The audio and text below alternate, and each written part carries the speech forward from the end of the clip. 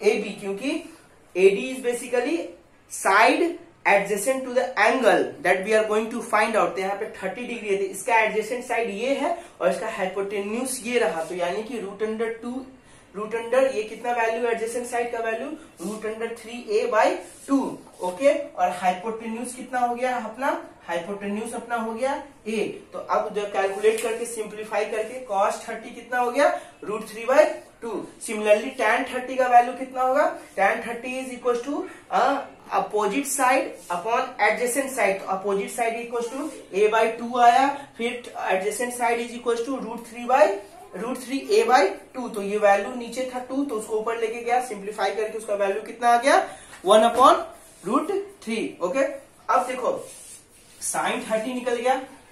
अब मेरे को क्या का वैल्यू निकालना है, sine trigonometry ratios of angle 60 degree. तो अब मैं किसका चर्चा करूंगा, साइन 60 डिग्री। तो साइन 60 डिग्री इज बेसिकली ये 60 डिग्री है क्या, तो अगर ये 60 डिग्री है मेरा, तो साइन 60 बोल रहा हूं, तो यानी कि इसके अपोजिट साइड कौन हो गया, A D upon hypotenuse A B. तो A D is equal to क्या हो गया √3a/2 अपॉन ए। तो ये वैल्यू कितना आ गया √3/2a इंटू ए। तो ए कैंसिल हो गया क्या, तो मेरा है ना वैल्यू कितना आ गया साइन 60 का √3/2। ओके, अब देखो अनदर ट्रिग्नोमेट्री रेशियो निकालूंगा cos 60 that is equal to 60 degree का है ना एडजेसेंट कौन है, ये BD अपॉन हाइपोटेन्यूज AB, यानी कि BD अपॉन AB। तो BD इज इक्वल टू कितना हो गया a/2 और हाइपोटेन्यूज AB का वैल्यू कितना a, तो ये वैल्यू कितना हो गया 1/2। सिमिलरली अब मैं tan निकालता हूं, another trigonometric ratio tangent of 60 degree is equal to this opposite side upon adjacent side, यानी कि √3a/2 upon AD upon BD। AD is equal to √3a/2 upon BD is equal to क्या हो गया a/2। तो further इसको simplify करूंगा तो 3a/2, तो a एज इट इज रहा, a ऊपर 2 चला गया, तो ये वैल्यू a कैंसिल हुआ और 2 कैंसिल हो गया, तो वैल्यू कितना आ गया tan 60 का √3। ओके, अब मेरे को जब ये sin 60 मिल गया, cos 60 मिल गया, tan 60 मिल गया, तो हम लोग है ना अदर 3 ट्रिग्नोमेट्री रेशियोज बचा हुआ है sec 60 degree, cosec 60 degree and cotangent 60 degree. तो उसका वैल्यू निकाल सकते हैं क्या, रेसिप्रोकल करके इन तीनों का। ओके, तो वो खुद से आप कैलकुलेट करना, ठीक। तो यानी कि अब देखो मैं कौन सा trigonometries ratios of specific angle discuss कर चुका हूं, 45 डिग्री, 30 डिग्री, 60 डिग्री। अब कौन दो बचा हुआ है, 0 डिग्री एंड 90 डिग्री। ओके, तो अब है ना हेडिंग डालो trigonometry ratio of angle 0 degree. अभी देखो राइट एंगल ट्रायंगल लिया था क्या, राइट एंगल ट्रायंगल ABC लिया था ना, तो ये क्या हो गया A, ये एंगल B 90 डिग्री हो गया और ये एंगल C था। अब देखो यहाँ पे मैं ये एंगल मेरा A है ना, ये एंगल मेरा A है और ये राइट एंगल दैट B है और ये एंगल C है। तो अब देखो यहाँ पे मैं एंगल A ले रहा हूं, तो बेसिकली मेरे को कौन से ट्रिग्नोमेट्री रेशियोज निकालना है, साइन ऑफ 0। तो साइन ऑफ 0 इज बेसिकली क्या होता है, एडजेसेंट टू द एंगल, यानी कि एंगल A अगर मैं इसको एज्यूम कर रहा हूं, अभी साइन A निकाल रहा हूं। फॉर एग्जाम्पल अभी क्या लिख रहा हूं, sine A is equal to क्या हो जाएगा, angle side opposite to the angle, यानी कि एंगल A का साइड अपोजिट कौन सा है, BC अपॉन AC। ओके, अब हाइपोटेन्यूज, अब मेरे को क्या निकालना है 0 डिग्री, यानी कि जो एंगल A है, एंगल A का वैल्यू कितना है बेसिकली 0 डिग्री। ओके, तो अब इस 0 डिग्री को रिप्लेस करो यहाँ पे साइन 0 डिग्री। जब मैं साइन 0 डिग्री बोल रहा हूं, बात समझना, जब मैं साइन 0 डिग्री बोल रहा हूं तो यानी कि ये जो एंगल अभी है बिल्कुल ये कुछ ऐसे रिड्यूस होकर ये 0 डिग्री, यानी कि कुछ चर्चा ऐसे हो रही होगी क्या, ए बी ऐसा हो गया और ये एंगल अभी 0 डिग्री था, तो अभी ये कुछ एंगल ऐसा था, ठीक। तो जब मैं बोल रहा हूँ 0 डिग्री, तो ये एंगल के बीच का ये जो एंगल बना रहा था वो कुछ ऐसे आके इसी में मर्ज हो गया क्या, इसमें मर्ज हो गया क्या? अगर इसमें मर्ज हुआ तो यानी कि बेसिकली ये जो अभी ऐसा कुछ था, अभी ये कुछ एंगल ऐसे ए था, वो angle A is equal to 0 degree मैं बोल रहा हूँ, angle A is equal to 0 degree. तो this side will keep on moving and it will touch to the side A B. Okay, ये जो हाइपोटेन्यूज है वो कहां पे ओवरलैप कर जाएगा? A B. और जो ये पॉइंट है, वर्टेक्स जो है राइट एंगल ट्रायंगल एबीसी का, जो सी वर्टेक्स है वो बी में आके मर्ज कर जाएगा। यानी कि कुछ वो लास्ट में कुछ एक ऐसा ही एक डायग्राम बनेगा क्या? क्योंकि ये जो एंगल हो गया, ये जो एंगल था यहाँ पे एंगल ए, क्योंकि वो अब 0 डिग्री हो गया। ओके, तो इसमें ना नोट डाउन करके थोड़ा 1-2-3 पॉइंट लिख लो। क्या पॉइंट है? अगर मैं लिखो थोड़ा, देखो लिखो एज, नोट डाउन करके लिख लो, as angle A gets smaller and smaller, then the length of the side BC decreases. The point C get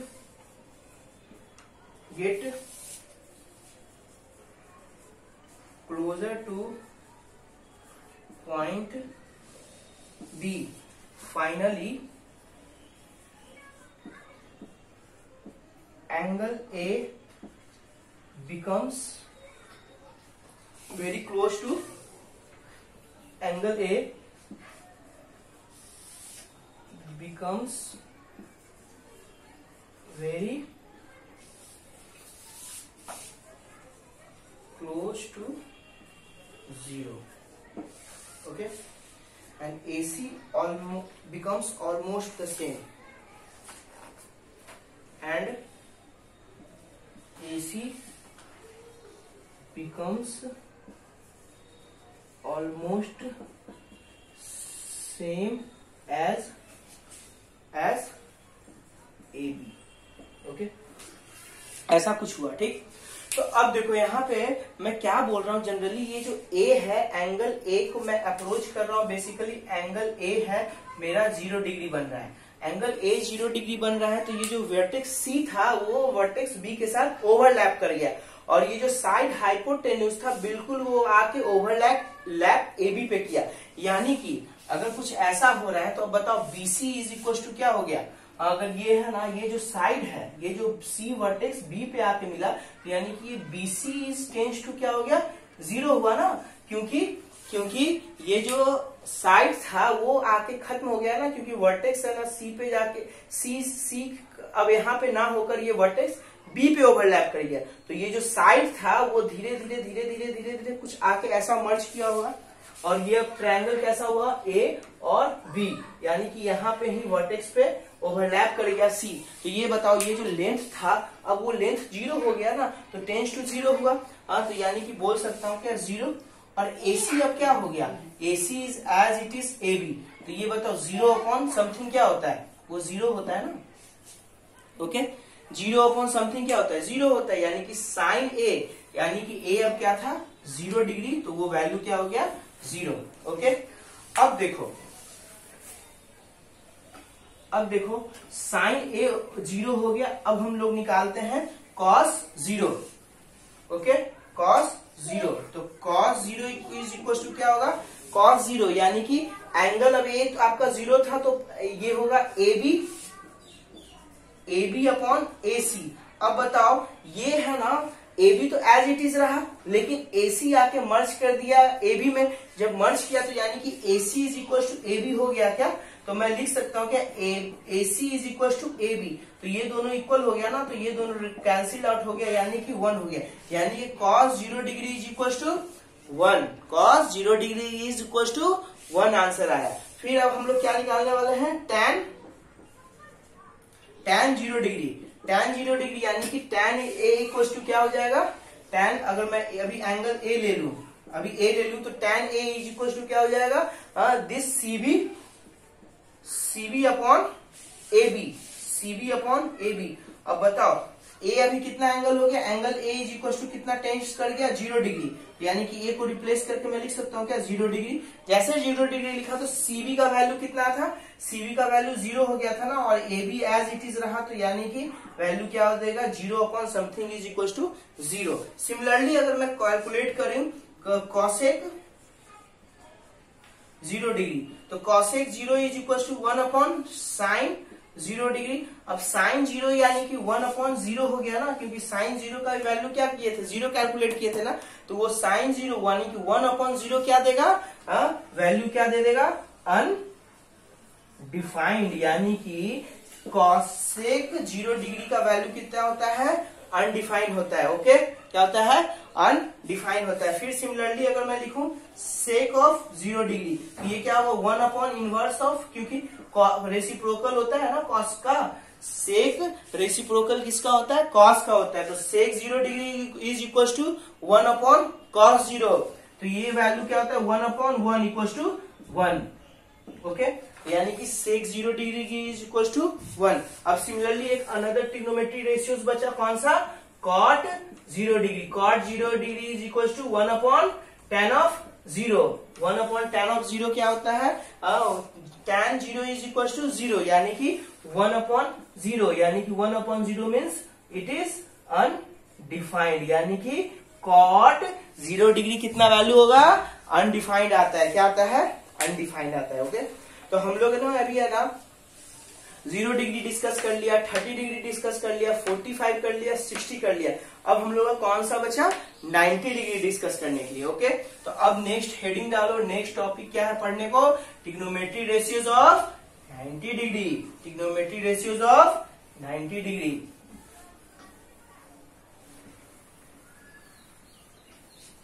देखो अब क्या है, trigonometry ratio of 90 degree.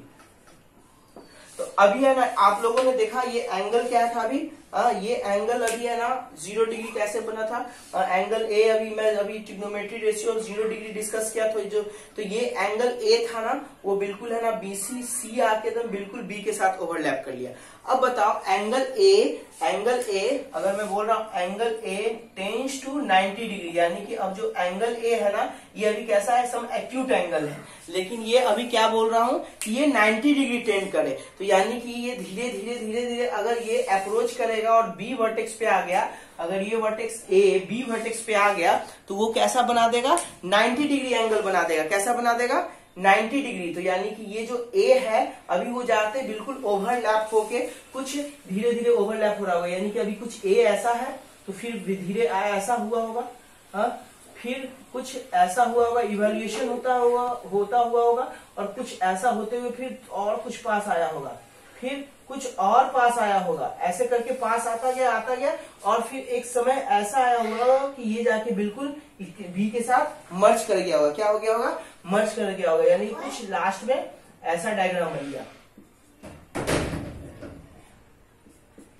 Okay, ये 90 डिग्री बन गया, ठीक। तो कुछ लास्ट में ऐसा डायग्राम बना। तो अभी अब देखो मेरे चर्चा क्या है मेरा, basically trigonometry ratios of 90 degree, यानी कि साइन 90 डिग्री निकालेंगे, कॉस 90 डिग्री निकालेंगे, tan 90 डिग्री निकालेंगे। तो अभी सबसे पहले मैं लिखता हूं sine A is equal to क्या हो जाएगा, this opposite side upon adjacent, तो CB अपॉन